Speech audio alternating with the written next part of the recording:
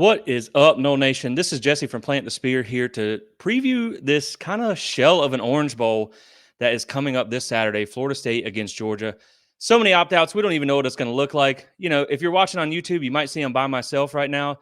I think Michael even opted out. There's just so many people missing. I think he might have just hit the portal too. You know, maybe he's not interested in this one.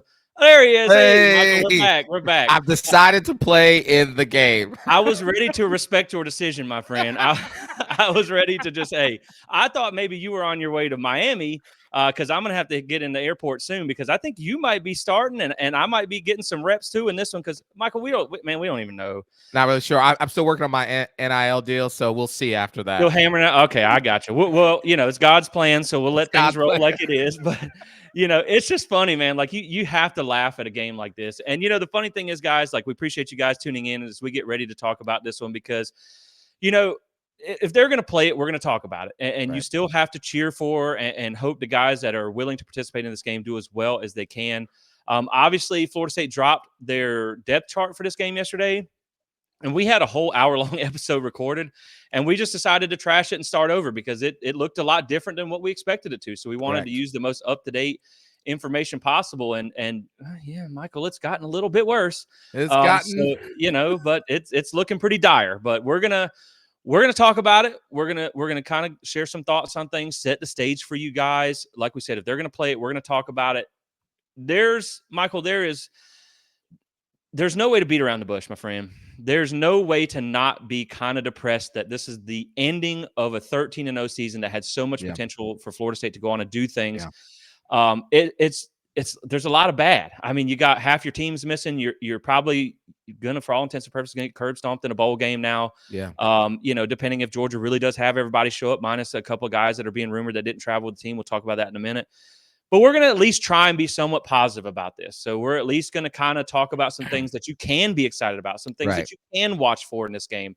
And we're going to do the best we can to make the best out of a kind of a dire situation. So, Right. Michael, thank you for joining me. Thank you for opting back in to the Orange Bowl preview show. I'm glad to have somebody because, man, I was getting ready to grab my cat as a walk-on to put in this thing. So appreciate you. Thanks for joining me. How are you, my friend? I'm good, Jesse. Thanks for having me back on. Yeah, thank you for respecting my decision. I'm just trying to stand on business here, and it was a little iffy here or there, but once you sent that NLI deal over, I was like, all right, I gotta get back in the game here. I love it. No, but yeah, thanks for having me back. Man, could you imagine where we were when when the final time ticked off that clock down in Orlando against LSU to where we are now? Like, could you have imagined us being here after that game? I mean, we were on high. We were on just cloud nine, thinking of dreaming about playing in the national championship, winning number 4, and getting all our haters and saying, yeah, look at us, to now we're getting ready to walk into an Orange Bowl game with a completely different team. Like, people need to understand that, right? This is not the same team that went 13-0. Yeah, there's still some pieces from the 13-0 team, but this is not the same team. And so, we're gonna talk about it, what that looks like. We're gonna talk about some of our feelings around that, and what Florida State's chances are at winning this game. But Jesse, I just, it is what it is, and that's why we're here. No, I agree, man. Like, if you look at after the high everybody was on after that LSU game, and then if you would have said, okay, I'm going to fast forward you to Christmas time, and you would be 13-0, ACC champions, and you feel like you could get nauseated and vomit over the thought of playing in the Orange Bowl with like literally a redshirt freshman walk-on quarterback as your backup, and you got one scholarship quarterback on the roster, 2 scholarship running backs on the roster. Like, you would have never thought. It's even funny, man, to prep for this game a little bit. I went back and watched the TV copy of the ACC championship game because I was there, and after the CFP snub kind of pooed on like our celebration, which is that's a whole nother argument there, that you didn't even give us time to enjoy the end of the season. That it was like, man, we were so naive when I was watching that game. How many signs were at that game? Like, we win and we're in. And then you didn't see it coming, man. Yeah. We didn't see it playing out this way. But, at the end of the day, I think you do bring up a valid point that no matter what happens in this bowl game, and let's be honest, guys, it's probably not going to go well. I don't think it can diminish what the team that finished Correct. 13-0 did, because Correct. and people are there's gonna be some mindless fans out there that they're gonna get their shots in regardless because they Yep. don't understand how the game of football works. And everybody's gonna say, well, you guys said that it didn't matter. No, no, no, no. It didn't matter that we were missing one guy. Right. Now we're missing like 15. That's Yes. different for any It's a whole team. different team. This team you're going to see in the Orange Bowl probably doesn't win the ACC championship. They probably don't go 13-0. So this is a Correct. completely different team in a completely different setting.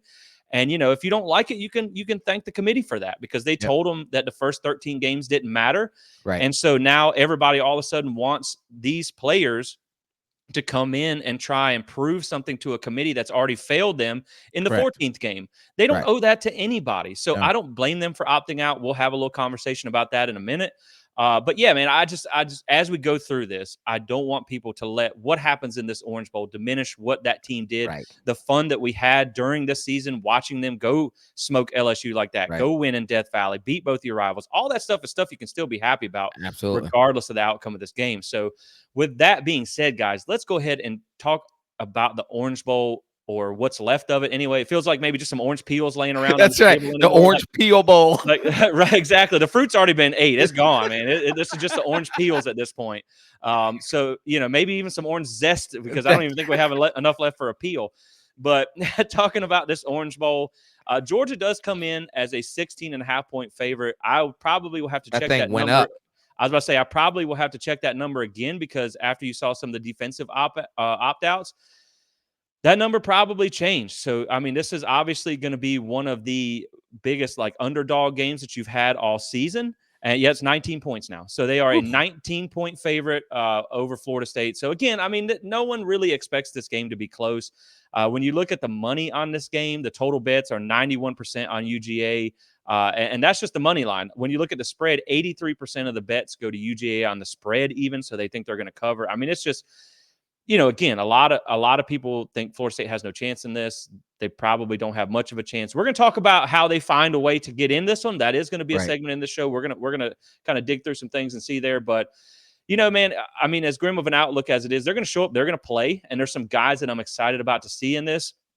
And I think the theme that we're going to carry throughout this episode that we talked about in our pre-show prep is that for Florida State fans and for those in the Florida State community, you are watching the game inside of the game on Right. Saturday. You are Right. not watching the scoreboard. Matter of fact, if you have an index card at home, I suggest you tape it over your screen where the Correct. score is, and just Yep. ignore that part. Just ignore the score. And just watch on the field. Look for guys who are going to be a part of this team in 2024. Look for guys who stuck it out, and are out there giving it their all. You can be happy for them. You can see maybe some sparks that you could see some pieces for next year. That's what you want to watch in this game. You don't really need to worry about that. And I will say too, man, and I'll kick it back to you on this, but I have seen some things on social media where the players they're having a good time in Miami, man. Yeah. They got Yeah, to do they are. they got to do like a cruise on a yacht last night. That's pretty cool down in South Florida. So I think that is important too, because golly, man, this team deserves some happiness and some fun after the last month that they've had. They deserve that as a team. Hopefully Mike Norvell got to have some fun, because my goodness, man. I That mean, boy it been just, through some stuff. he's been through it, son. Like as a fan base, and we have a tough time as players. They have a tough time, but my goodness, man, I don't Yeah. think I've seen a coach come into COVID situation, then your Jordan gets hurt, then you get screwed out of the playoffs. Now half your team opts out. Like, man, this guy can't catch a break. But Yeah. at the same time, they're down there, they're having fun, they're enjoying the bowl process, and Yeah. they're going to field a team and they're going to play. So we're going to talk about it, and some of the things that you should watch for in this game, and some of the things that you can be excited about, even in a game that's probably not going to go the way you want it to. Yeah, absolutely. I mean, yeah, I'm grateful that the team got to go down to Tallahassee South, because let's be real, Florida State owns that, owns Miami, and got to have some fun and get a run of their little baby city and do those things to kind of take their minds off of all the stuff that they've done. But yeah, I mean, this game is, this game is, it's just not the game that we anticipated when the pairings were announced. I mean, you Right. knew from the moment that the College Football Invitational Committee said that Florida State wasn't in, you knew this game wasn't going to be the same. You knew that when Georgia got left out, this game wasn't going to be the same. And so, what's unfortunate is that Florida State, for the most part, it seems like Florida State's going to be more affected than Georgia will be. Right. I know that Georgia has some has some players that may or may not play, as well as they've also had, I think, about 18 opt-outs, if I Yeah. remember that number is. They've had 18 players, declare or transfer or opt out or whatever that may be. And so we're still kind of waiting to figure out what's going to happen with Brock Bowers and the wide receiver. I can't think of his name right now. Lad something. McConkey. Yeah. Yeah, McConkey. So we're still waiting to see with that. But this game's going to be what it is. And like you said, I think, Jesse, you had a great point, is that, for us fans, yes, we'd love to win the game. And trust us, if we win this game, if we somehow pull out the miracle of miracles and win this game, you won't be able to shut up FSU Twitter forever. We will talk all the trash we can talk. Exactly. If you have kids, don't watch the post game Don't show. I watch promise you, with them in the same room. Don't make that mistake. I promise you. But at the end of the day, what this game is really for, the way we can take some semblance of joy out of this game is to watch the emerging players. We're looking at our mind should be on 2024 already. And so what we're trying to see is what players end up flashing in this game. I mean, let's just be real. This is the best indicator of what we have. That's going to be way better than the spring game, because you have these players who've had 30 days to do fundamentals, to get the game plan down, and now they're going to get a chance to showcase what they got. It's against the two-time defending national champions, they're no longer defending. It's the two-time national champions. They had won 29 straight. They literally only lost 2 games in the last 3 years, right?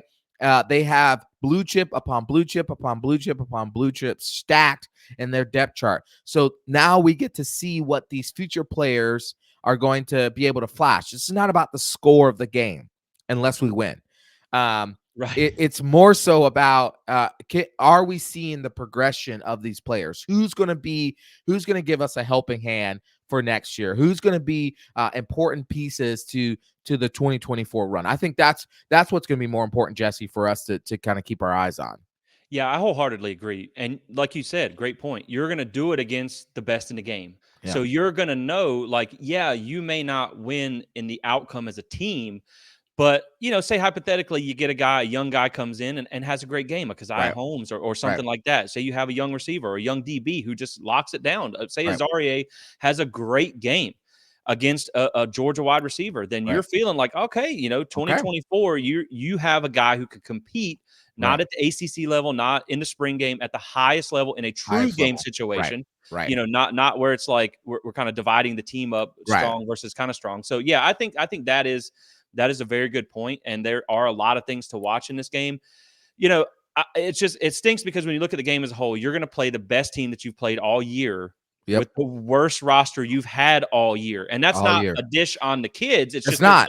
There's no experience. I mean, these guys, there's a lot of positions where if you look at the guys on paper, on star ratings that you're bringing in, Hakeem, of Andravius, these guys, a lot of these guys are blue chip players. Right. They just have never played. So like, this is Right. not the best time to figure out what they can do against a team like Georgia. But again, like you said, I mean, if you want to measure yourself against the ultimate measuring stick, right, you're going to have a chance on Saturday. And so, again, man, like, while we both agree that we don't love opt-outs in these games. I'm old school. I liked it when things mattered.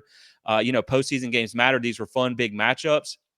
At the same time, I'm empathetic to the players. I understand why they do what they do. I understand why they would get out of this game to avoid injury. Now, some of them I think could still use playing in the game. I think some of them, maybe it's more of like a pseudo protest or something like that to screw off to the committee. And I tell you what, ESPN's got to be a little pissed about the product they're going to get versus what they thought they were going to get. And we'd had this conversation in pre-show. Maybe like after in the future, once we get a college football commissioner at some point, he can implement a rule where like you have 1 week to decide whether you're playing or not, and then you reseed the bowls, because we probably wouldn't have been in the Orange Bowl with half the team out. But as much as we don't like the opt-outs, they're part of the game nowadays. It is what it is. And, I made I'll use the same example I used on the yesterday's show that we didn't air, was like if someone handed you during the season, you're picking your lottery numbers. And if you at the end of the season, you picked all the right numbers and now you have a lottery ticket theoretically in your hand, and all you have to do is get to the draft, and someone said, here's a bowl game that's also like a burning room that you have to run through with this paper ticket and not let it catch on fire, anything happen to it, would you take that Yeah. risk? Nah. No, I would not either. So like I 100% understand it. Now, I, as much as I can say I'm a Florida State fan, I would love to suit up one more time in garnet and gold. I also don't have a multi-million-dollar check hanging over my head. So Correct. I get it. It sucks that it turns the game into a lesser thing for the fans that get to watch it. But we're not in the same position. And Yep. I will at least say this, and I'll kick it back to you. As much as we hate these, it's part of the game, but this is a byproduct of the system that college Yep. football has created for itself. You allowed free agency period essentially to Yep. start while the season is still Right. being played. That is a ridiculous way to go about things. So something needs to be done if you want to put the value back in bowl season. I do think the 12-team playoff will put a little bit more value into the later season games, not so much the bowls, because Yeah. you have more opportunity to still get in. But at that point, I think the 12 team will add a little value back to the end of the regular season. But if you want any value in these bowls or anything like that, you just, or at least the players to be intact and not in the portal. Because, like you said, with Georgia and the amount of opt outs that they had, technically, they don't have any opt outs. No. They're all portal entries. Yeah. And so if you move that portal deadline to start after the end, the Yep. culmination of the season, this would not be as big of a deal. So No. it's just the system needs to change. You can't necessarily be mad at the players for working within the system that they're given. When people get mad at a player hitting the portal, guess what? Coaches hit and that's not the portal, but they Absolutely. hit the portal all the time. We've seen over the last few years, entire programs hit the portal the and go to portal. another conference over money. So like, you can't be mad at the players when literally Right. schools are hitting the portal. So, Right. it sucks, but it is what it is, man. It's part of the game. You can't fault the players for it. Absolutely. I mean, at the end of the day, I've always felt like, okay, I'm with you in the sense of like, man, there's a game in front of you. You should play it. That's how I've always been as a football player Right. myself. Like, if there's a game in front of you, you should play it. Okay.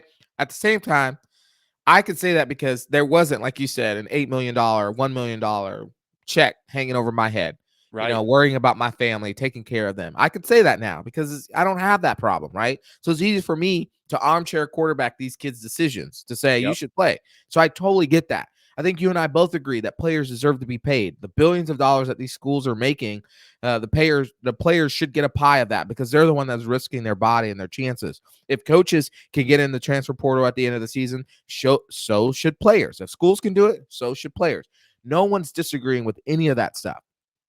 However, what we are saying is that there is no semblance or rhyme to how they go about the structure. I mean, the fact of the matter is that as soon as the last game was over, players could enter the transfer portal while the bowl games are being decided, while they're also trying to seed the playoffs, while they're also trying to seed the bowl games, while they're also trying to get their high school signing recruiting class done. I mean, Yep. this is absolutely asinine. It's ridiculous. You cannot field a team trying to figure out all these different pieces. Now, to me, and I know you don't agree with this on me in this, Jesse, but I've always hated the bowl system. I think it's a participation trophy thing that kids who didn't make the national or schools that didn't make the national championship got some form of level participation. Look, you did a good season. But let's be real. These kids are going to eventually, if they make it to the NFL, they're going to go to the NFL. There's no participation trophy. You don't get in the playoffs. That's it. You go home. You go back to the program, locker. You clean out your locker. You go home for the offseason. That's it. You go Right. into the playoffs. You lose the playoff. You go home. You clean out Yep. your locker. So why in college should that be any different? I Right. mean, in college basketball, you don't make the NCAA tournament. It's over. You Yeah. might have a chance to go to the NIT. You might not. Yeah. It's over. Your season's done. In college softball, you don't make the playoffs, you're done. In baseball, college baseball, you don't make the NCAA tournament, you're done. Like, why is college football the one entity that says, no, we should have participation trophy games? It doesn't matter. Those Right. games don't matter. Now, the College Football Playoff Invitational Committee basically told Florida State that their 13-0 season didn't matter. So these players are now saying to themselves, well, if that don't matter, then what does this Orange Bowl game matter as well? Right. Yep. And I get it. As Florida State fans, man, I would love it if our whole team, minus Jordan Travis, because he, obviously broke an ankle, would play in this game and show the world that, man, that 13-0 mattered to us. I get it. I would love Right. that to Yep. happen. I also get the other side too, Jesse, is that man, they got to look out for themselves. They got to take care of themselves. They gave everything they could to Florida State this season. They went 13-0. They did everything we had hoped that they would do. They did it. They don't know Right. Florida State anything else. Right. And I think when you do look at the bowls, I like bowl season because it's free football. But I mean, again, man, when you look at some of these games where it's like you have two teams that are playing completely in a non-regional bowl game where Correct. there's 5 fans in attendance, they get like a fossil watch in a backpack, for showing up or something like Yes. that. You know what I Yes. mean? Like that's, like if you get to go to the Bahamas Bowl, that's great. I think it was Okay. actually played in Charlotte this year. So like Mhm. what a bummer there. But again, man, like the more you see the opt-outs and the things like the sham that the Orange Bowl has become, the more you realize that maybe we don't need as many bowls as we do. Right. You expand the playoffs and the rest of it is a wash, like all Right. the other things that you say. And before we move on a little bit to getting back to the Orange Bowl, I will also say that, you bring up a good point. Like when you talk about the player's risk for this, Yeah. if a player gets hurt, they're not going to like stop the world for them. They're just Nope. going to kick them to the side and keep going. So you have to look at it from there. They are like, as much as this sounds terrible to say, they're a cog in the machine. Right. And if something happens to them, they're out of here. And, if you think about from an NFL perspective, people can say, I want you to play in the Orange Bowl. That's great. If you want to prove a point, you want to go out there and, woohoo, we won one for the team. That's great. I get it. But you're also talking about the livelihood that these kids are going to provide for their families Absolutely. someday, and they can make life-changing money in some situations. Now, sure, there's probably some guys, like a Jerry Jones or something like that. I don't know. Maybe you do up your draft stock by playing Right. against a team like Georgia. On a side note, I think a lot of the guys that you saw opt out at the last second are probably thinking, is bad film better than no film? Because do I really want to go Right. out there and put on tape getting beat by 40 points by Georgia in the Orange Bowl? Maybe not. But I also my whole point was when you talk about the opt out situation, let's use Johnny Wilson for example. What is Johnny Wilson? Is the Orange Bowl going to make him any bit more 6'7"? Is the Nope. Orange Bowl going to make him run any faster and jump any Nope. higher and do the things that the NFL teams want him to do? No, they don't care. So whether he goes out in the Orange Bowl, has 2 yards, 200 yards, or blows his knee out, he's still 6'7" athlete with freakish, abilities. Right. So like he gains nothing if you've put Right. any. Now, if you want to talk about Daryl Jackson, say Correct. we expect him to come back next year. But Correct. if he were to try and test the NFL waters, of course he's going to play in this game. He has no Correct. tape from There's no tape. 2023. Correct. But if you have 13 games worth of tape, you don't need a 14th game. Yep. Now you'll have guys like, shout out to Kalen DeLoach and Tatum Yeah. Bethune and those guys who are sticking around and playing in this game. I don't know why. Maybe hopefully they don't listen to this and they still want to play, but maybe it's just for the love of the game, for the love of the Yeah. school, and to try and up their draft stock because, when Alvin played in the Orange Bowl against Michigan, he had a monster game. And Yeah, he before did. they tried to trash him off the field, which is BS, Yep. that had upped his draft stock at one point. And I will say one thing before we move on to the Orange Bowl and kind of get over that conversation there. I will say this really makes you, and this is not a shot at the players, I promise, because I understand why they did it. Man, this makes you appreciate guys like Jordan Travis, guys Yes, who it does. genuinely love their school, love their coach, and love that program. Right. Because I guarantee you, Jordan would have played in the game. Oh, yeah, I have no doubt about it. And again, that's not a knock at anybody else. It's just you don't see a lot of kids do it for the love of the game anymore. And we jokingly had a conversation in pregame or pre-show prep where we were like, yeah, man, I love Florida State. Of course, I would want to suit up for Florida State if they let me. I'd go Absolutely. out there and get ran over by Georgia all day long, as long as I get to play That's for right. Florida State. That's fun. But That's you got right. to forget, like people forget, half the players on your team probably took recruiting pictures in blue and orange at some point, That's green right. and orange. Like you don't have too many Derwin James that have like a tattoo at Correct. at 16 years old or whatever of Florida State. He knew where he was going, so you Right. don't see that a whole lot anymore. So it is what that type of loyalty to the program doesn't really exist to the degree that it used Right. to. Right. So let's turn back to the Orange Bowl here, and before we talk about the path of this game and how we see things playing out, I'm going to set the stage for us a little bit, just to weigh the gravity of the complete sham that this game is going to end up being. So for Georgia, they have had a lot of players go into the portal. Now, it's not really been a lot of impact players, and we'll get to that in a second. But before I do that, we are going to kind of talk out of two different conversations here. One is with them being in the game, and two is the rumors are that Amarius Mims and Brock Bowers did not travel with the team to Miami with Georgia. Now, when you read the articles, and this was put out by Dogs HQ, which is, I think, Georgia's On3 site, so Mhm. it's a credible source. Um, the articles that I read did say that like they could They could like fly in. it's like my brother was joking. He's a Georgia fan. He's like, you watch, Brock Bowers is going to like parachute out of a plane and deliver the game ball in through the stadium. Like it could happen. Correct. But when you read the quotes from Kirby's uh, press conference or whatever, where they got off the team plane and they noticed it, he basically made it sound like they're not going to play because they're not 100%. He said Right. everybody who's healthy and 100% able to be healthy and participating is here ready to go. And obviously that's a challenge with guys who aren't 100% like Brock Bowers. So I think while we know a lot about Florida State's opt-outs, there's no law that says you have to post a graphic on Correct. IG, Correct. on Instagram that says I'm not playing. There's no law against that. So you may see some guys for Georgia that aren't listed as opt-outs that just don't play. Like you Right. mentioned, Lad McConkey is a guy who's been banged up a lot Right. towards the end of the season. You had a guy like Brock Bowers who he didn't even play in Georgia Tech No. because he wasn't healthy. Right. So those could be guys that aren't going to play. You know, again, the degree of guys that are out for Georgia is not the degree that is going to be out for Florida State. And also, when you talk about blue chip ratios, Georgia has the third highest in the country at like 78%. Yeah. Florida State's a sub 50%. So who they bring in for those replacements is not quite the same that Right. Florida State is bringing in. And, Right. you know, people can say that weighs into what you do in the playoffs, whatnot. That's fine. Florida State was a sum of some really good, talented players that Right. happen to be in the same place at the same time. Georgia Right. is a depth machine.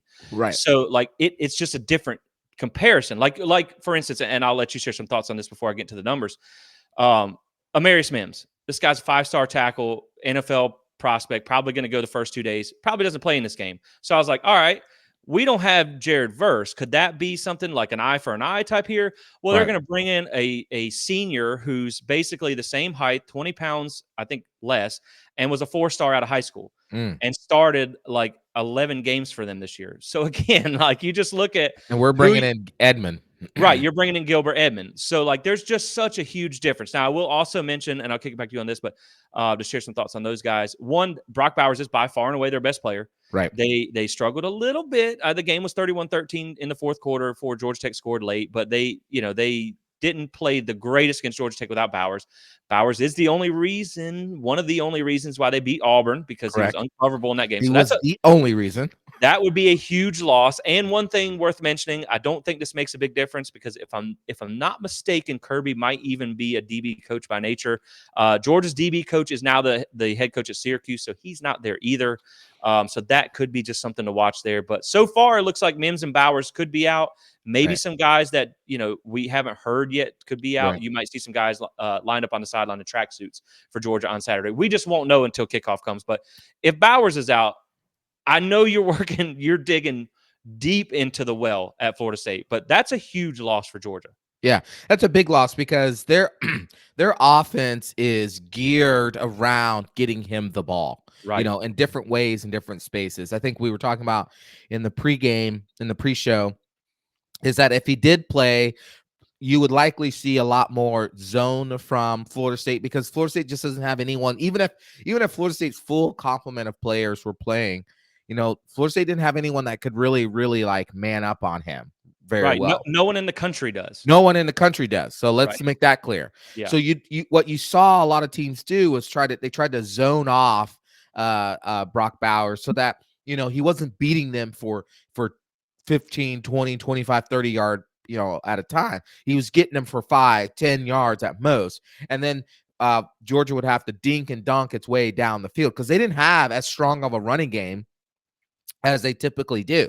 And so that's what you're seeing teams do. Well, so the imagination would be is that Florida State would probably in some way do a lot of that if Brock Bowers were playing. Now that Brock Bowers may potentially not play, you'll definitely, if he doesn't play, you'll definitely see a lot more of what traditional Florida State would do, which is their based, 4-2-5 man coverage defense. They were playing towards the end. I don't know, you fans out there watching, if you recognize, they were playing more towards the end, that 4-3, so 4 down linemen, 3 linebackers, and then 4 cross from the backfield side, the corner and safety side.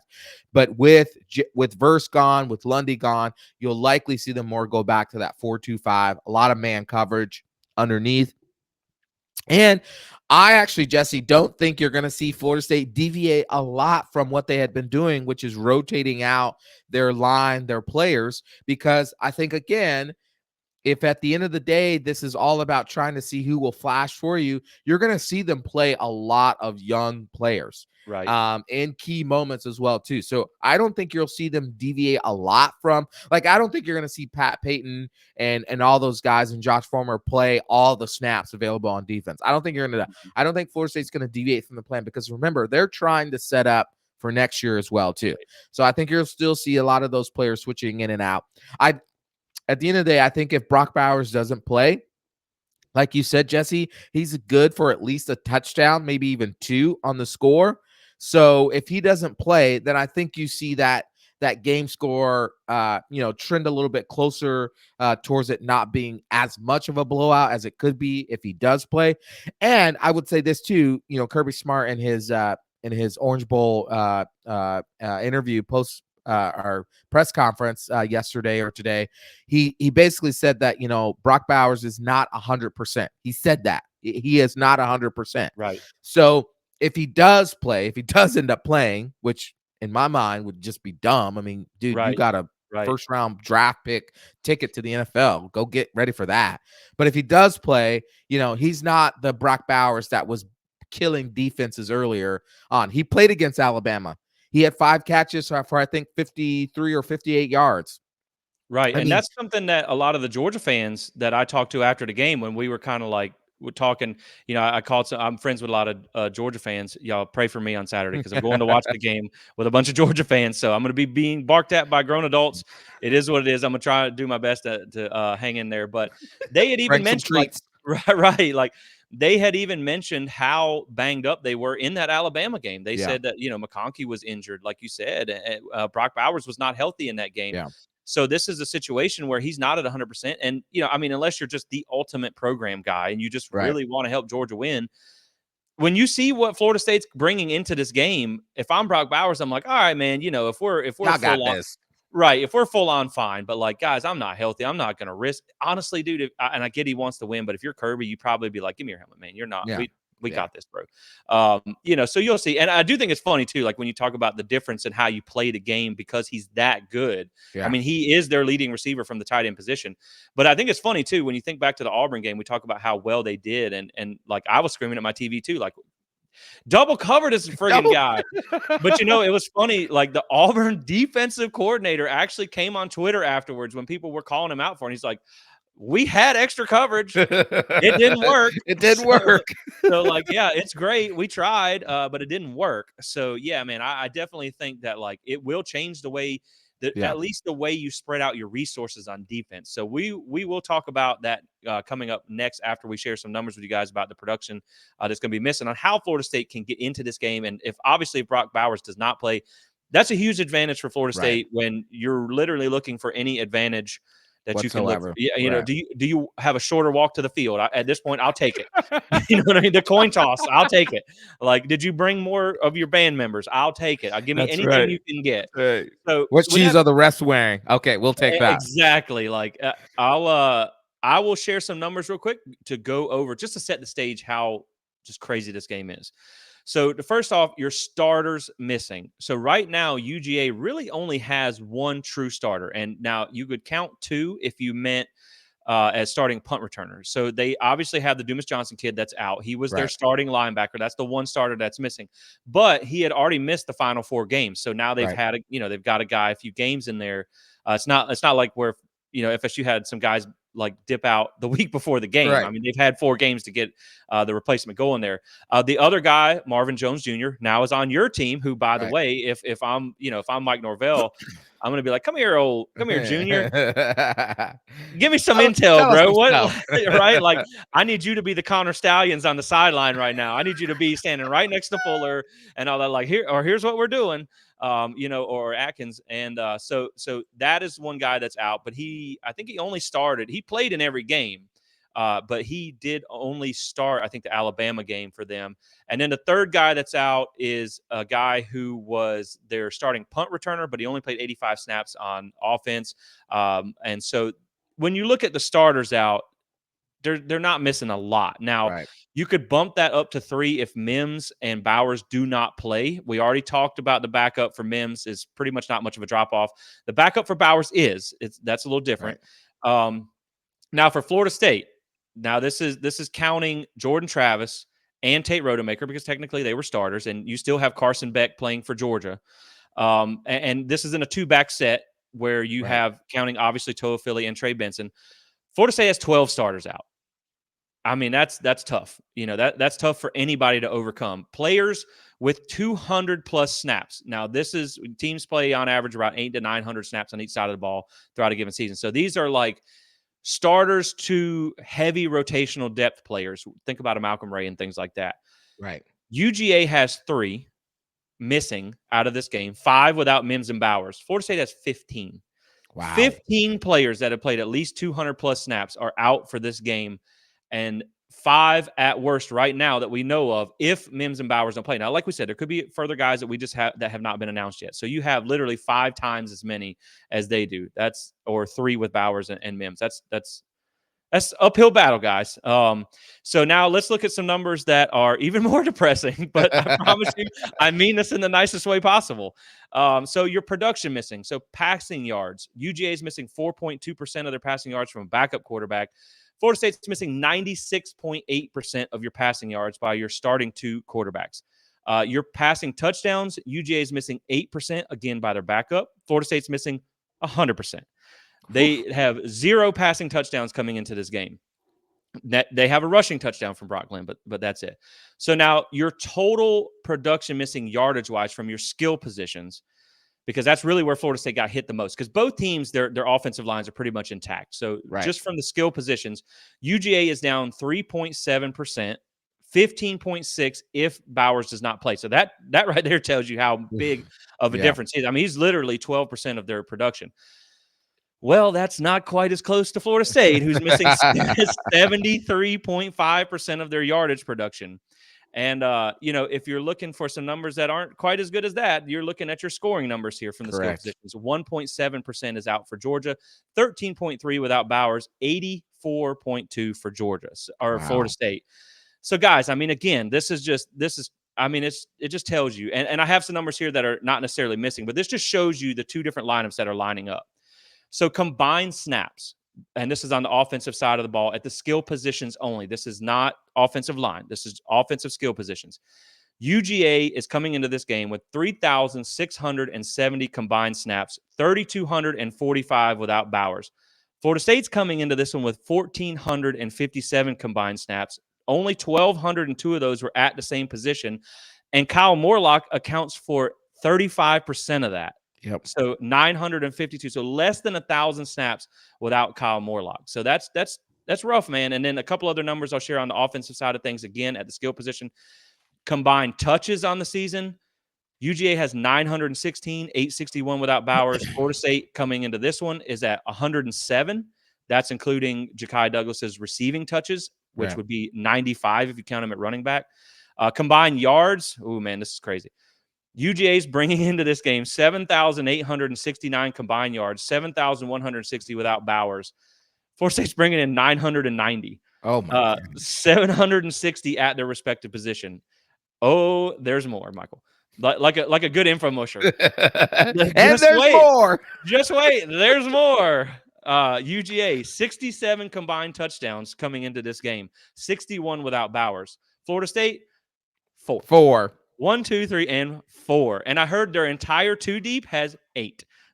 So, yeah, man, it's tough. Now, just to run through a little bit quicker on defensive side of things, it's a little bit closer because a lot of Florida State's defense is still intact here. Missing production tackles. Georgia's at 11.6. Florida State's at 30.1% missing. TFLs, Georgia 18.4. Florida State 35.4. Sacks, Georgia's down 19%. Florida State's down 31.1. Your interceptions, 0% for Georgia, 50% for Florida State. Your PBUs, they're down 6.7%, and Florida State is down 36.4. So Yeah. the reason we just went through those numbers is to just put through the gravity of the situation that Yeah. even if they lose Bowers, who is by far and away their best player, they're still in way better Yeah. shape than Florida State is coming into this game. So you're Yep. going to have to kind of create some things out of nothing because you got some guys, and not everybody's a true freshman. There's a lot of true freshmen on the roster that are stepping into these positions. Not everybody's a true freshman, but the experience, when you look at those numbers, are just not there. Yeah. Absolutely. I mean, and it's just not the same team. I mean, I think Right. anybody who doesn't have their blinders on, who Right. isn't a rival of this team, anybody who's looking at this team objectively should be able to say and could be able to say and should, or yeah, I already said should, is that this is just not the same team. It's just Right. not. And so to judge this team and say, well, they didn't deserve to be in this to the playoffs because look at how bad they are. Well, it's not the same team that was playing all season. Right. I mean, This team would have been in the Tax Slayer Bowl. not even that, the El Maybe. Paso Bowl out in, Tony the Tiger Sun Bowl. yeah, We'd exactly. be in whatever bowl Miami's playing in. We might be whatever bowl the Gators are playing. Oh wait, they're not playing in a bowl game. Yeah, and I hate to interrupt you, but if it makes you want to feel any better, guys, just think about it like this: you're a 20-point dog to Georgia with half your team out. Miami is a dog to Rutgers. I and saw Florida, that. and Florida's not even playing in a bowl. So No. Florida's a dog to their couch. They're an Yeah. underdog to their couch right now. The couch has the upper hand. So That's funny. But I know, man. but the whole point is like this is just not the same team. I mean, you have so elegantly walk us through. I mean, look at those percentages. I mean, even on defense, Georgia has 18% of their defense basically missing. Florida State has on average 30% of their defensive production missing, right? And on offense, it's just ridiculous. 60, 70% of Florida State's offensive production is gone. I mean, we have 4 touchdowns. Right. Four. I had notes that you're missing your leader in passing, rushing, receiving, PBUs, interceptions, and sacks. Peyton leads a little bit in tackles for loss, but versus second, so you're missing them too. So you've been gutted at basically every position of importance. And man, it's going to be hard to keep up again when you talk about a team that's so decimated by absence of players. And again, that's not a knock on the players. That's not on the staff. They're going to line it up. They're going to try to win. They're going to do the best that they can. Right. It's just, it is what it is, man. This is the situation at hand. So, with that, can I say this real quick, Jesse? Yeah, go ahead. Yeah. I've been hearing this argument that, especially from rival fan bases, looking at you, Miami and Florida, that this is just indicative of the program. These kids weren't bought in. It's a 1-year sham. This program is crumbling. All like that stuff. Stop it. This program is not crumbling. This is not indicative of the culture of the program. This is just indicative of the situation that this team has been put in. But the bones and structure of this program is still good. We're still climbing. We're still going to beat you next year. So I don't want to hear all this trash talk about, Florida State's worthless. This is only a 1-year deal. They'll be back to nobody's next year. No, when we're standing at the end of the clock again, beating you, Miami at your trash dump of a stadium, Florida at Doak Campbell Stadium next year, again, we'll be able to tell you again that we're still the best and the greatest program in the state of Florida, bar none. That's all I got to say about that. And you can't say that this situation is different than that situation or whatever. This is a situation is unprecedented. There's never been an undefeated Power 5 champion who had like 75% of their players who very well could have moved on last year come back to win a national championship and then get screwed out of the opportunity to do that. This is completely different. And people act like, even Georgia, again, the one of the top 6 teams in the country, they got 15, 17, 19 players in the portal or something like that now. So like, this is everywhere, man. This is college football. Everybody's hitting it. And again, it's a byproduct of, one, the game has been made meaningless by the situation, but it's also, this game is 3 days before the portal window ends. So if you're going to be in, you're not going to play in this game. Like maybe if you played in a meaningless bowl game December 18th, and you still had a few weeks after, maybe it's different. I doubt it because it would have been an even less meaningful bowl game, but it is what it is, neither here nor there. But it is a unique situation, so I don't think you can say that this is like some kind of culture problem. I know people are like, people are pissed off about all these different things, and everybody's waiting on a portal quarterback. Mike's probably, if he's got a portal quarterback, it's probably sitting in his back pocket, and he's waiting for that till after the game when things aren't looking so good to pull out some good news, or maybe we announce that we land somebody Saturday before the game, so everyone forgets Right. about the game in the first place. But we'll talk about Georgia a little bit. Then we'll talk about how Florida State gets into this game and some of the things that we're going to be watching. So, just a couple of quick, important stats, the need to knows about Georgia, some things that I think could play a difference in this game. First and foremost, the stat that stood out to me the most was turnover margin. Florida State has been excellent this year, plus 12, tied for fourth in the country. Keep in mind, Jordan was very safe with the ball. That has a lot to do with it. But Georgia is -1, 76 in the country in turnover margin. So if you're looking for a way to Florida State to get in this game, I think it has a lot to do with maybe creating some turnovers. That's going to be huge in this. So Georgia does have the 9th ranked offense, 38 points per game. They're top 5 in third down offense, top 10 in passing offense, and sacks allowed. So, you're going to have a hard time getting pressure on Carson Beck. They're top 20 in red zone offense, and they have faced this is something to watch in this game. I'm telling you guys, this is something I think is big in here. This is why when I talk to a lot of people who are Georgia fans going into the SEC championship game, I had more than 3 Georgia fans tell me they thought they were going to get into the 40s in that game scoring wise. And I was like, guys, I'm looking at the numbers because they asked me to kind of look into their game like I look into our games. And I was like, you guys have not played a top 35 defense the entire season. Yeah. Alabama was at 16th or 18th when they played. I was like, you Yeah. might not score 40 points against the best defense that you faced all season. So they've only faced the current 16th ranked defense in the top 35 all year, and they put up 24 points in that game. So I think that's how Florida State obviously gets into this game, with some turnovers and relying on their defense. Now, when you look at Georgia's defense, they're tied for 8th in the country, 16.6 points per game allowed. It's a good defense. I mean, they're 11th in pass rush or pass defense, 29th in rush defense, which is good because you're going to need to run the ball a lot in this game. They're literally number 1 in third down defense. That's not exactly terrific, but they are 121st in red zone defense. So if you get down there, you need to try and capitalize on the points. And they are tied for 44th in sacks. Florida State put up 45 sacks this year. They only put up 29. So I feel like the key to this game on offense for Florida State is going to be keeping Brock upright. And if they're not a team that's created a ton of pressure, now they pressured Milroe, they just didn't get a lot of sacks. Maybe that plays into your hands. And now they have played 3 top 25 scoring offenses, so they have faced some tough competition. So that's the need to know about Georgia. So now let's transition into all right, Michael, we got to circle the wagons because this is what we got, and they're going to line it up. So what can Florida State do to try and keep this game a game? I mean, of course you're going to try and go out and win. Mike Norvell's probably got some things in the tank that he's waiting to pull out, but now we got to figure out how Florida State wins. And it's it sucks, man, because we did this throughout the season where it's we would ask the other team, how does a Wake Forest find a way to win against Florida State?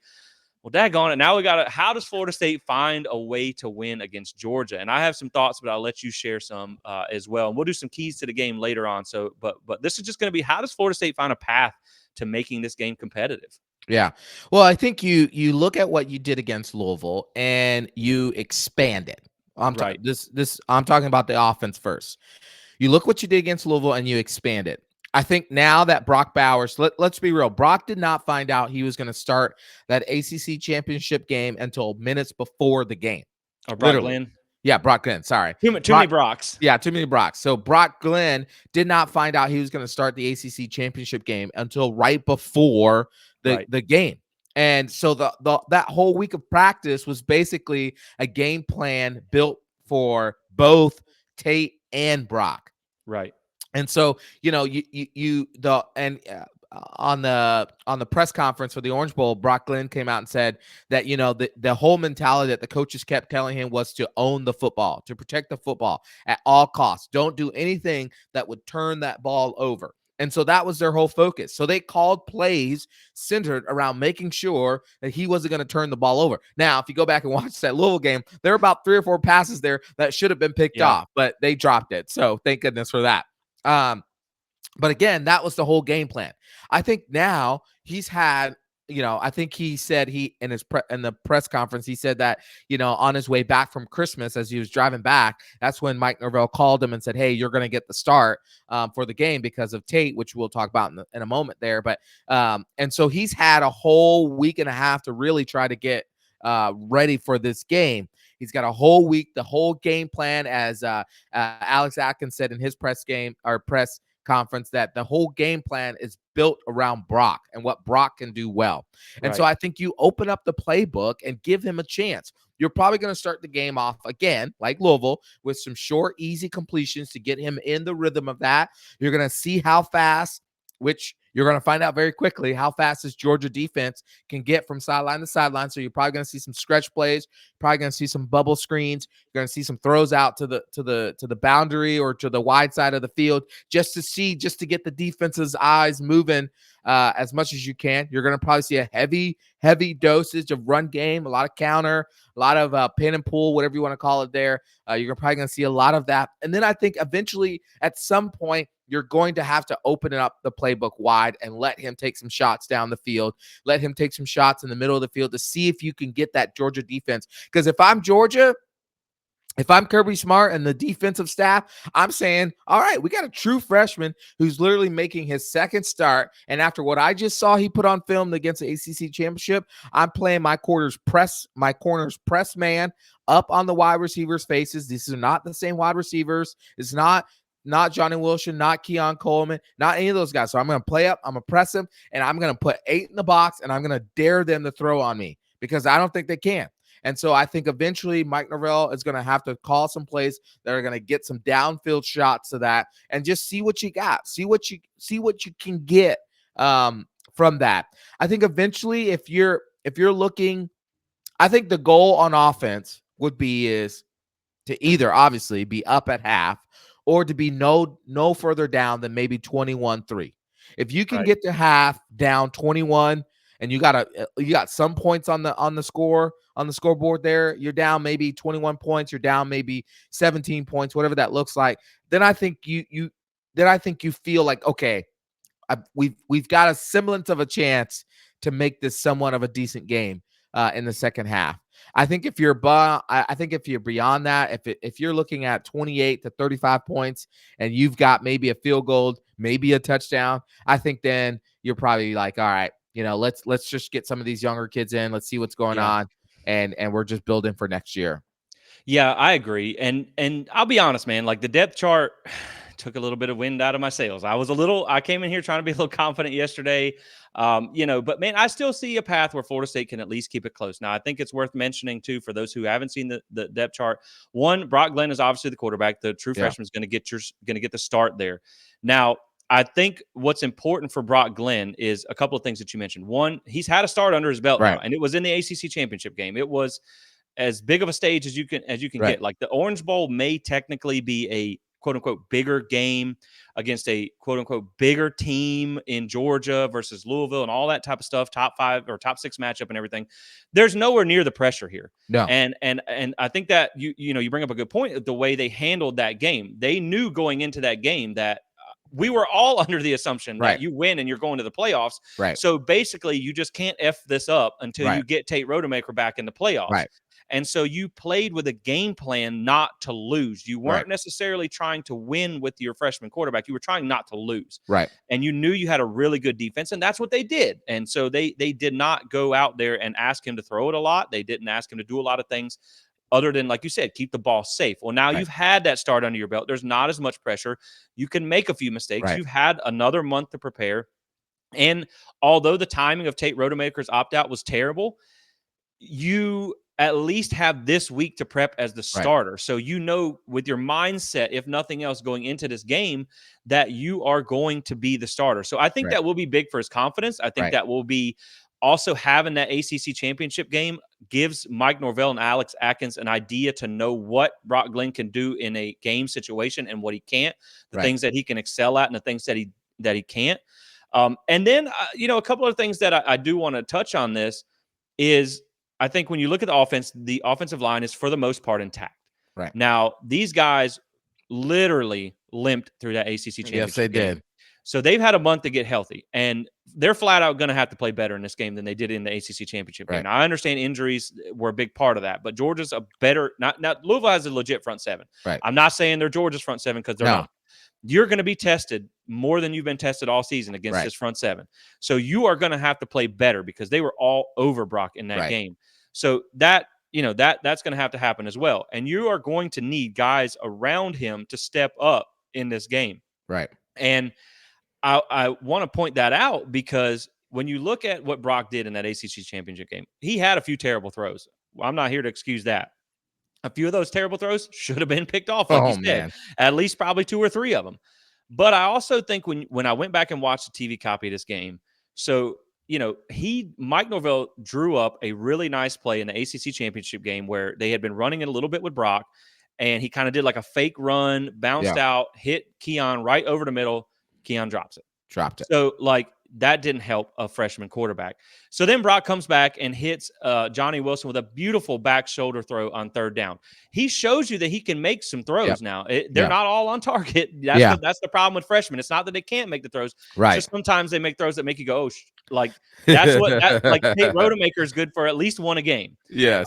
And then he drops a dime down the sideline to Keon for about 15 or so yards. Keon bobbled it, couldn't bring it in before he went out of bounds. Correct. Again, you're not helping this guy. So, yes, Brock only threw for 55 yards in the ACC championship game, but Keon alone dropped 55 yards worth of passes that were on target that hit him in the hands. They also had a 20-yard run by Brock called back on a holding call. Probably wouldn't have been a 20-yard run without the holding, but, you get what I'm saying. And then, Morlock dropped a big 3rd down pass. That was a contested catch. Now, it wasn't just wide open. And after that, when they showed the sideline, man, Norvell was pissed. His eyes. He said some words on the sideline that I will not repeat on YouTube because this is a family-friendly show.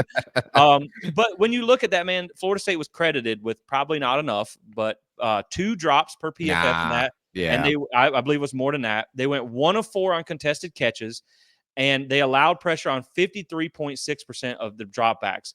Now, you also, if you think back to the Florida game, they were 2 of 10 on contested catches for Tate. So, I know none of the guys who played in that game are playing in this one, but you got to have guys step up and help Brock out. You cannot drop passes that hit you in the hands. You cannot, when you break off a run, you cannot get called for a holding call. You cannot allow him to throw under pressure every single time. Yeah. I also agree with you. You're going to have a heavy run dose of running in this game. But, man, how do you run it 50 times in a game when you have 2 scholarship running backs? You're just running out of options. So Keziah Holmes is going to get the start at running back. This is something I'm excited about. If you want to look for things to be excited about, I think Keziah Holmes was an absolute steal in the portal from Penn State. I think this is a guy that I was hoping to get carries all year. More carries. Sometimes when Trey had a hard time getting going, 5'11", 208, redshirt junior. He's not a freshman. I'm excited about this guy. You got a freshman behind him in Sam Singleton. You have a receiver, Ja'Kai Douglas, who has 0 carries. Ja'Kai, let's go. He's stepping in for Toa Philly because Toa Philly's out. So, that tells me they're probably going to do a lot of throwing, easy, quick throws out of the backfield. Hey, Joshua Burrell sighting on the depth chart. I see him. Bro, I follow Florida State as close as anybody, and I was like, hey, he's still on the team. So, let's go, Joshua Burrell. Kudos to him. But, hey, man, like I said in the pre-show, I think he squatted 600 pounds as a freshman. So, you might find something in there. Yeah. Then you got Portier, Destin Hill, Darian Williamson, your starting receivers there. Yep. Again, not a lot of experience, but you have guys 6'3", 205 for Portier, 6'3", 204 for Williamson. So, they're, they got size. And listen, you got some guys who have made plays. Right. Portier was your number 2 receiver behind John and Wilson 2 seasons ago, where he was dynamic. I mean, you were going to him in the clutch, and so he had injury derailed most of his season this year. But so you got a player who's proven himself. You got Hakeem Williams that's sitting second on that depth chart. You got Destiny Hill, who if he is fully strength, I mean, that dude is a blazer, a slot receiver who's going to get you some stuff. Right. And while he doesn't have a lot of experience, he's only a true freshman by definition. Because correct. He's a boy 20. Right. He can buy alcohol as a freshman. So he's physically matured enough to go out there and compete. So there's some guys. I mean, you still got Kyle Morlock. He's a quality player for you. At the other tight end position, you have Jackson West, who really hasn't played at all. So, you may not see a lot of 2 tight end set there. And then, like we said, your offensive line is pretty much intact. Outside of Bless Harris, Right. So you feel good about those guys having some time to get in shape. And again, you think about the Pitt game where, yes, you had Jordan Travis in there, but you did not have your two top guys in Johnny Nope. and Keon. And he went out and threw for 360 yards, almost his That's right. highest total for the season, maybe even been the highest total. Ja'Kai had a 115-yard game. He's available for this one. Morlock put up 80 yards. He's available for this one. So you have a lot of guys there that have the potential. You just have to. I agree with you. I think at some point you have to live and die with the freshmen. Again, that doesn't always work out. Think about Clemson and Tennessee in the Orange Bowl That's last year. right. Cade Klubnik had been in spot duty here and there, played a majority of the ACC championship game, That's right. beat them, had a great game, but North Carolina doesn't play defense, so you can't take too much from that. But then he looked like a freshman. I think he had like 5 turnovers or something, or like 3 interceptions and 5 sacks or something like that against Tennessee, and they got blown out. But you let him, you live with play. that, man. You gotta let him play. So yeah, I think it's going to be tough sledding in this one. I think it's really hard to imagine how they're going to score. And even if they do score, how they're going to score somewhere in at least a 20-point range, which, I mean, you got to imagine if you don't score 20, you're not going to win. No. So then that's pretty much the offense. And then so I think we'll take a few minutes to talk about the defensive side of things here. And how does Florida State allow themselves to get back in the game, because you have to imagine that this is going to be the way that you keep yourself in this game, is with your defense that is, for the most part, still intact. I mean, you're missing Akeem Dent, you're missing Jared Verse, you're missing Fabian Lovett, you're missing Jarian Jones, you're missing Renardo Green. I mean, it doesn't sound good. You're missing DJ Lundy and some other depth guys, but you still have Gilbert Edmond, who has some SEC experience, has played for you a little bit here. Your defensive line, you get Daryl Jackson back, so that's probably maybe an eye for an eye with Fabo there. Yep. Farmer is playing. He is on the depth chart. That was something we weren't sure about. So your defensive line outside of Verse looks pretty decent. Like you said, they'll probably go to a 4-2-5 look because you only really have 2 linebackers with experience there. And then your secondary, you're missing some pieces, but I still like Shaheem Brown. He was your starter. Kevin Knowles, bless you, but I'd rather see Conrad Husky in this game, no offense. So he may play a couple different positions, but you still got Cypress, you still got Zaria Thomas, who's a great player, has some length, 6'2", 194, maybe if you have to cover Bowers, but you still have enough pieces. I think it's a question of, can you hold them to under 30 points? I think that's a tough ask.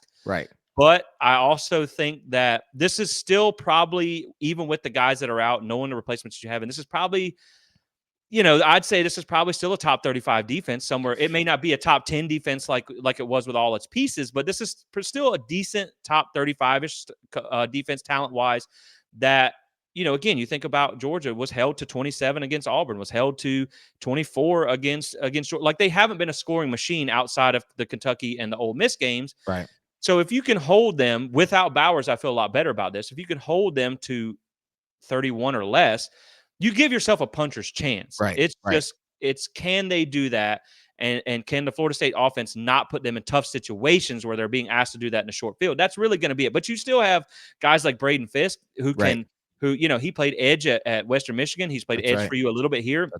You can kick him outside if you need to. You still got Dennis Briggs, Daniel Lyons. You still got some guys up front. So if you can, and I'll kick it back to you on this, but when you look at Alabama in that game, so in the SEC championship game, Milroe only completed 1 pass the entire first quarter. They threw for under 200 yards in the entire game, and they managed to hold Georgia to under 100 yards rushing. The game was 7-3 at the end of the first quarter, so only completing 1 pass. So, like, if Florida State can just slow the game down, and I think at some point you're going to have to feel the game out. Are we able to stay in this? Does this look overwhelming for our team? Maybe you pull out some trick plays. You also have to keep in mind that Brock Glenn is your only scholarship quarterback on the roster. If you take some chances with him, you're going to a walk-on redshirt freshman. You're cooked at that point. It's over. But yeah, man, I think if you can kind of slow play this game and let your defense, if they can play better than you think, maybe Georgia doesn't have Bowers, maybe you find a way to at least get close to covering the spread. And I know you'll touch on this as well as me. We both feel the same way. We do not reside in Moral Gables, Florida, so we are not looking for moral victories here. But I feel like if you can get out of this game, just not losing by 30 points, that's in a sense a victory, knowing what you had to work with. But I think the path is, you're going to have to rely on that defense, and you're going to have some guys step up around that freshman quarterback. So I'll let you share some thoughts on the defense and what they can do to keep Florida State in this game. Well, before I do that, man, you know who else has been super reliable that I think we can rely on in this season? Alumni Hall. I really feel like Alumni Hall is like they've been so reliable. So if there's anything in this Orange Bowl that we can rely on, it's Alumni Hall. Jesse, you tell us a little bit about And Alumni Hall? saving the day because I even had a note in the biggest caption I could have, and I went right by it. So, exactly, guys. Florida State may not win this game, but you can win with Alumni Hall. You can load up with gear and let people know that no matter the outcome, you're still proud to be a Florida State Seminole. And That's you can right. do that with getting 10% off by using code SPEAR. Location in Tallahassee is 1817 Thomasville Road, or you can go online to alumnihall.com/Florida State. Navigate over to their page, shop online, pick up in the store, shop online, have it sent to your front door. Either way, you're getting 10% off with code SPEAR. So, way to come in with the save, Michael. Yes. You are going to get my Orange Bowl preview show MVP Thank now that you've you. opted back in. So, Thank appreciate you. that. Thank you. Yeah, well, just like Alumni Hall, man, this defense is what we're going to have to depend on in this game. Yep. For the most part, when you look at, let's start from the back end. I'm going to work the back end all the way up to the front end. From the back end, you're only missing Akeem Dent. And yes, that's a crucial part of this defense. He helps get that back end. He helps get that back seven into the right position.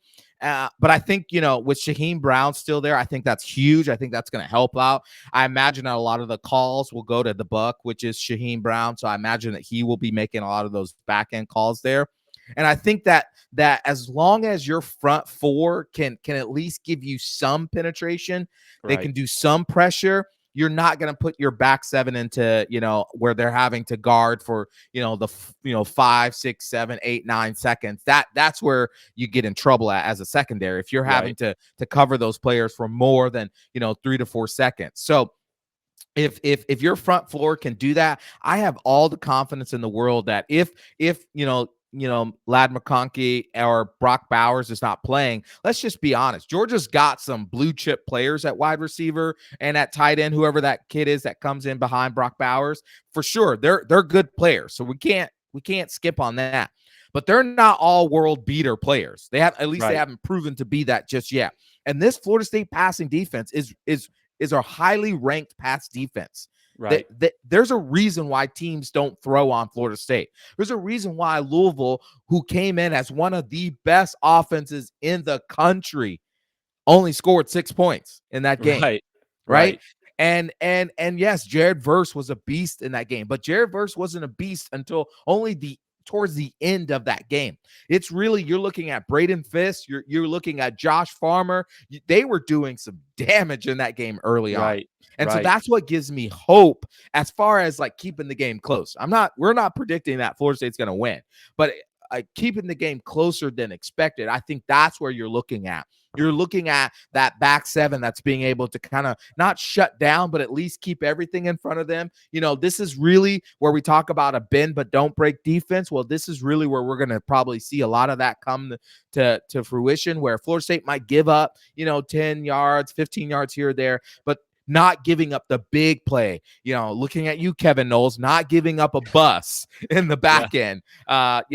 Tatum Bethune and Kalen DeLoach. Listen, these have been your starting linebackers all season long. They're Right. playing in this game. You have Pat Payton, one of your DEs who started all year long. You have Josh Farmer, who didn't necessarily start, but man, was coming in and playing significant minutes on the D line. Braden Fisk started all year long. He's playing. And so, yeah, yes, you're replacing Jared Verse. And so the hard part about Jared Verse is that while he didn't have like those super dynamic numbers you were thinking he took so much of the attention of the offensive line. It opened up opportunities for Pat Payton and for Braden Fisk and Fabian Lovett to have deeply impactful games. I still think that's possible. I still think you will have the opportunity to impact this line and allow or give yourself a chance to make this game close. To hold Georgia within that. Like you said, man, against top defenses, Georgia did not score 30 points. They didn't score Right. 30 points against Alabama. And so, yes, you're missing Akeem Dent, you're missing Jarian Jones, and you're missing Jared Verse, three of your most impactful players. Oh, Fabian Lovett, sorry. Four of your most impactful players. But, man, you still have 75% of your defense there.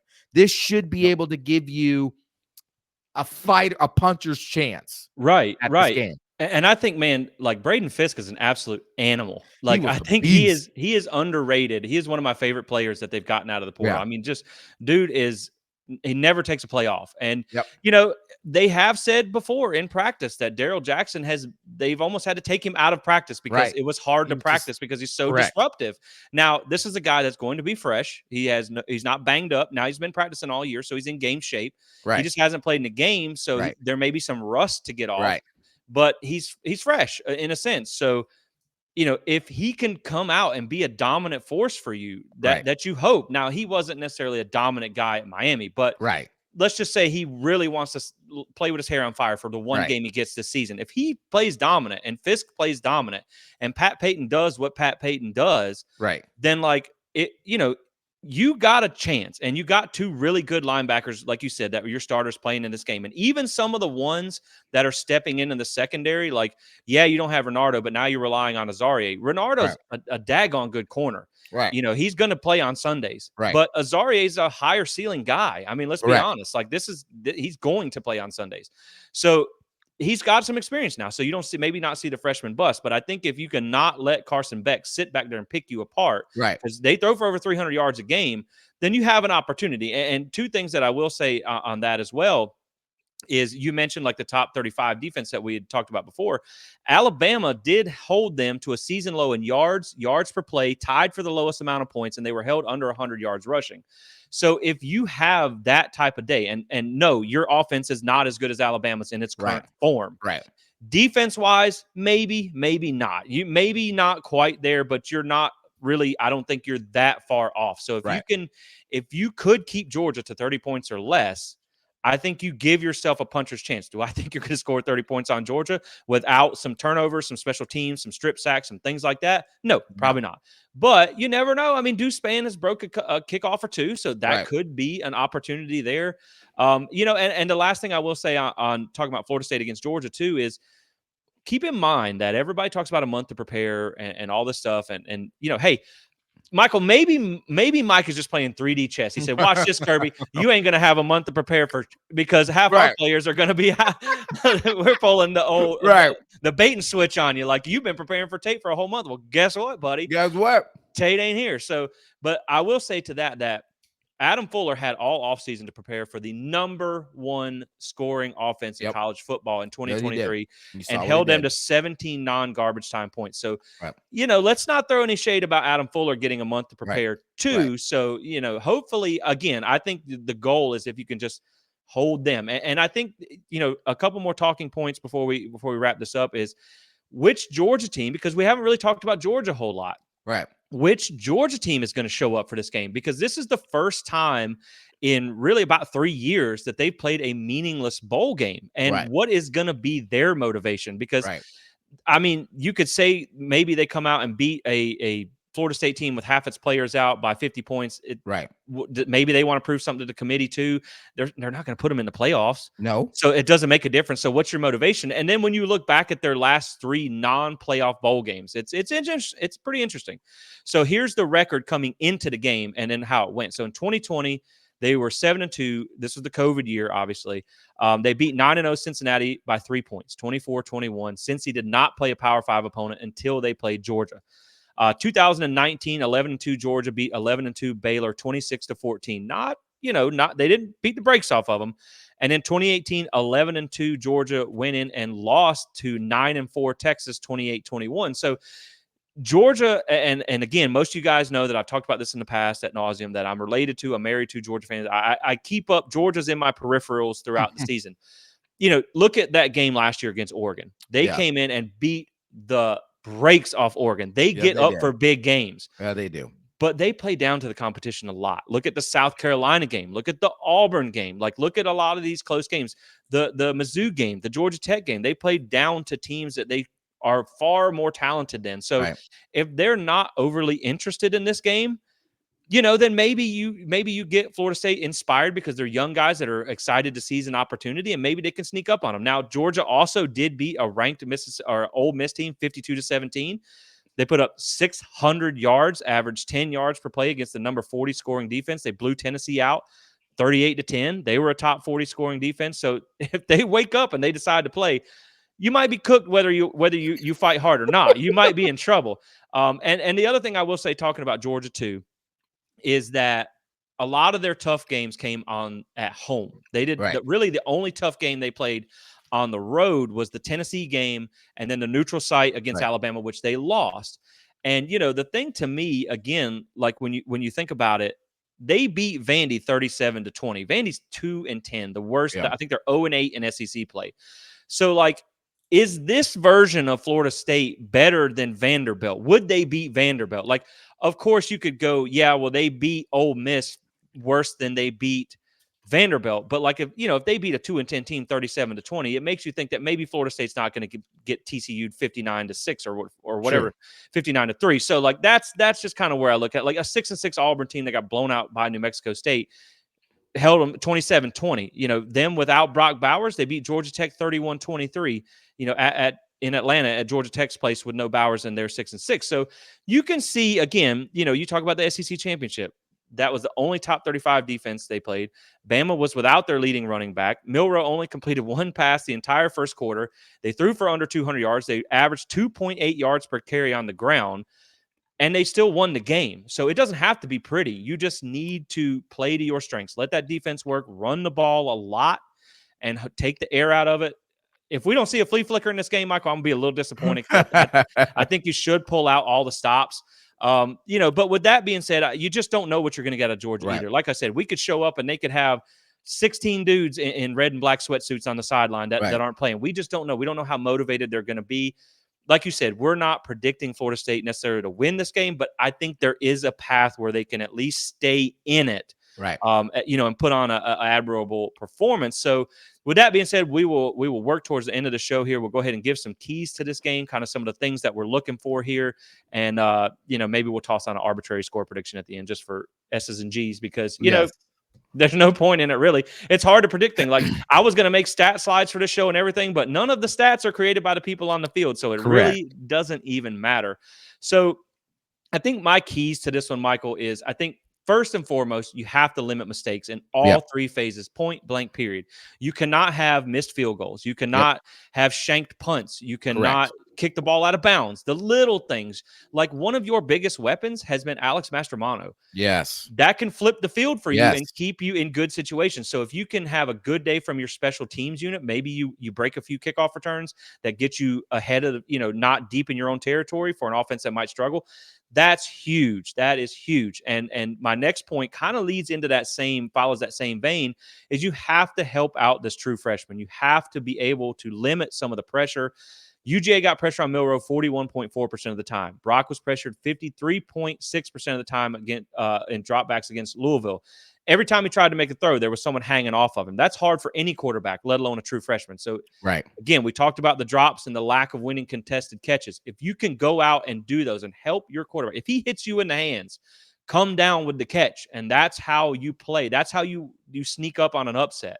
Yep. And then obviously, like, you need to win, maybe, because you never know, man. You could break a kickoff. You could get a couple of turnovers or something like that could help you Yep. get into this thing. And then defense, obviously, defense. That is a huge key to the game. You have to keep Georgia to around 31 points or less, or I don't think you have a chance. And then the last little thing, as I'll kick it back to you, is really just to stay in the fight. I think if you end up, I don't foresee it necessarily being this way, but say it's, oh golly, I didn't even think about it. Say it's 35-3 at halftime or something like that. At that point, I would almost expect Mike Norvell to almost go full youth movement. You take some of the guys that are still there. Maybe you give them the rest of the game off, like a Braden Fisk or something like that. And that's where I think you see it snowball into that TCU Yep. type of deal. Another thing that I'm worried about when you talk about staying in the fight is Florida State has been able to out-depth a lot of teams throughout the Yep. season. You've lost a lot of your depth pieces. Now, Georgia has too, but again, you're talking about, the level of what you're bringing in. Like, if you have to go late in the fourth quarter to your backups just for rotational plays, you're getting to a lot of freshmen who haven't played. Yeah. So, you just don't want to give up any cheap stuff, and you want to stay in the fight as long as you can, because, everybody says, Michael, if you can get into the To fourth the fourth quarter, quarter. then it's a game. Nobody thought we'd be down 13-0 in the second quarter to friggin' North Alabama. Right. But there we were. There So, we like, were. stranger things have happened. So you just never know, man. But, like, if they come out, they play inspired, they limit the mistakes, they help out the freshmen. I think there's a path where if the defense plays like they played against Louisville and against Florida and the last couple of games that you saw, I think they can at least give Florida State a puncher's chance to maybe at least cover that spread. Yeah, absolutely. Yeah, I think two things. This is the two keys, and one's offense, one's defense. I think with the defense, I'll start there.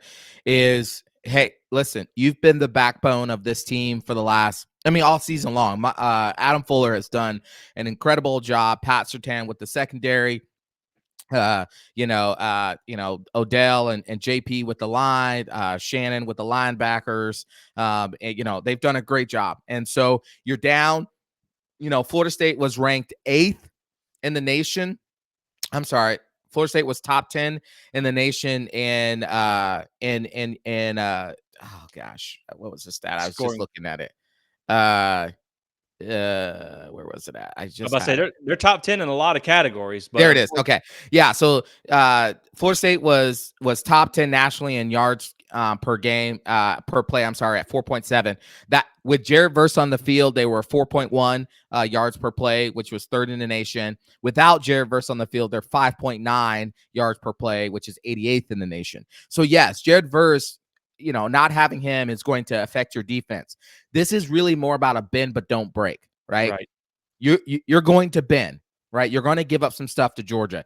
It's about not giving up the deep plays. It's about not giving up the busted plays, and it's about bowing up when you get into the red zone. If you can hold them to field goals and a couple of scores that are not too crazy, give your offense a chance to figure out what it can do against that Georgia defense, then you know what? You live and die with the results. You put your best out on the field. You do what you got to do. You have to be the backbone of this team. When there's a chance to get an interception, when there's a chance to get the fumble, do it. Do it. You got to. Okay. Offense. Mike Norvell, let it rip. Let it rip. What else you got to lose? Right. Let it rip. Just give Brock some easy completions early on, and then start taking your chances. Georgia is going to dare you to throw the ball, because they don't respect that you can. They obviously don't, and so they're going to dare you to throw the ball. Take your chances when they are there. As Jesse said, man, I look at that Northern Alabama game and get all those trick plays that they did, and I'd have them ready to go. Just ready to go, because you have nothing to lose. This game is all about determining what you got going in, at least from a depth standpoint for next year's game. And so that, honestly, that's where we are. That's how I'm going to look at the game. I'm not necessarily going to worry about the score. Now, I will tell you this, Jesse.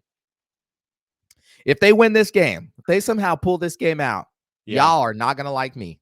If you're a rival fan, we getting banned from social media, because we are going to rub it in your faces so bad. But that's right. But we also go in this with reality of knowing that there's that the chances of them winning is highly unlikely. And so to keep it close, like you said, we don't live in Moral Gables, right? We don't live in Moralville.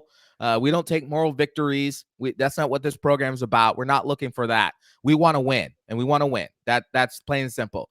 But what we can look at that, even if we don't win, is, hey, what did we learn from this group of players going into next year?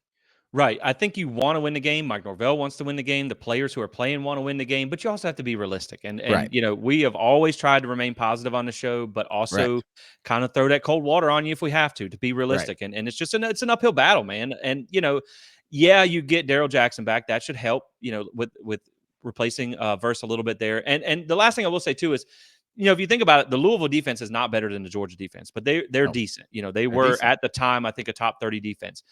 You even playing it conservatively, you put up 16 points in the ACC championship game. You took a knee at the 20, so you could have theoretically at least kicked the field goal if you couldn't have punched it in with more time. And you also missed a field goal in that game. That's about 22 points against a solid defense in Brock Glenn's very first start ever.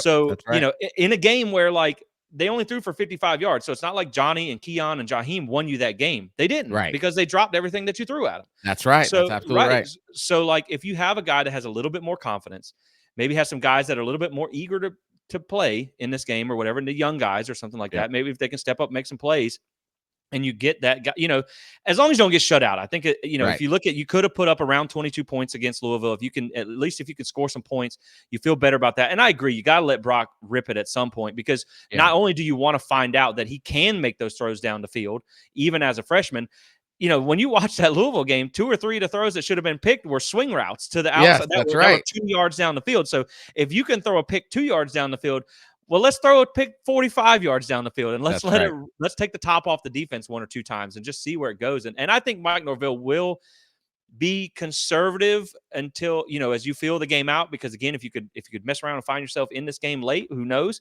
But Who knows? I think he knows you're going to have to take some chances. Yeah. And Yeah, absolutely. sometimes taking chances also means you're going to get blown out, because you Yep. do some things that create turnovers and things like that. So That's right. it is what it is, man, but you got to trust it. I mean, it's a great offensive mind. They've done great all year with their game plans. It's just a really, really uphill battle when you look at this one. But, at the end of the day, they're going to suit it up, and we're going to wish them the best. And I'll That's be, right. I'll be watching and hoping for the best. I'll be watching, like we said, the game inside of the game. Tape the index card over the score box and watch for the young guys who are Right. playing. Appreciate the seniors in this game who are playing, like Deloach and Bethune.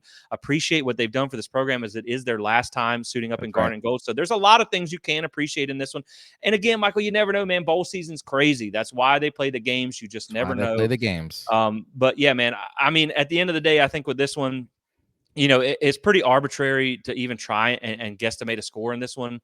But I honestly see this, like, if Bowers plays, I think Florida State's probably looking somewhere like 41-10, maybe. Mm. I think if Bowers doesn't play and your defense comes out and plays inspired, maybe Georgia's like, maybe they're looking at Florida State as a wounded opponent in a game that doesn't mean anything, so they don't even really have to try. Maybe they think they can just roll the helmet out Right. against a bunch of backups and they don't show up inspired.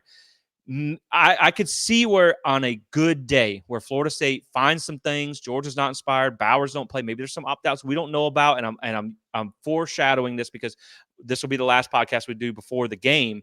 Say one or two more guys doesn't play. Maybe you get them. Maybe you look at like a 31-17 type of game, and Yeah. to me that's not bad considering the circumstances. But yeah, I mean, I think it's gonna be tough, man. Yeah. That's pretty much what it is. So hopefully, Yeah. if Bowers don't play, you got a chance to at least cover that spread. But yeah, man, it's gonna be an uphill battle. But I see Yeah. a path where they can at least put up a pretty good fight. Yeah. Yeah, I think the score, I think the game will be close. I feel like the first quarter, Right. it won't be as high scoring because both teams are trying to figure each other out, and unless Florida State just completely whiffs and busts a bunch of coverages, I just don't see Georgia just blowing them out, with or without Brock Right. Bowers in the first quarter. I do think over time, though, because of the depth, because of the blue chip ratio and how strong that depth is compared to our Florida State's depth, which they're building. Don't get me wrong. They're Right. building that depth, Right. that blue chip depth, but it's just not there. Georgia's had a head start on you. I just don't see this. Yeah, I don't see this game being close. I think Georgia covers the spread. And if we're going to go with an arbitrary score, I'm probably going to be somewhere in the 40, 41 to, I think on the other show we recorded that isn't going to make it online. I said 41-3, but you know what? I think I'll give them a touchdown somewhere. So I'll say 41-10.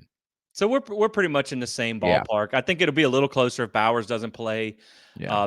But again, man, the score's almost irrelevant. And the Yeah. funniest thing about this bowl is how much Florida State has the fan base has Yeah. pretty much come out and said, guys, we don't care. Like, Yeah. we're still going to celebrate 13-0. We're still going to celebrate our ACC championship. We don't care about the results of this bowl, and how Yeah. much it pisses everyone off They're so that mad. we can't be bothered. Like, we're sitting on South Beach with an umbrella drink and some Yeah. shades on, not even caring about the score of the game. And everyone else is like, ha ha, see, look at what happened. We're like, we don't care, man. We We don't know care. we went 13-0. We know this is Right. not the same team. And we know that we're looking forward to 2024, which, by the way, another positive. This is why you play the game. Everybody wanted to opt out. This is why you take the game.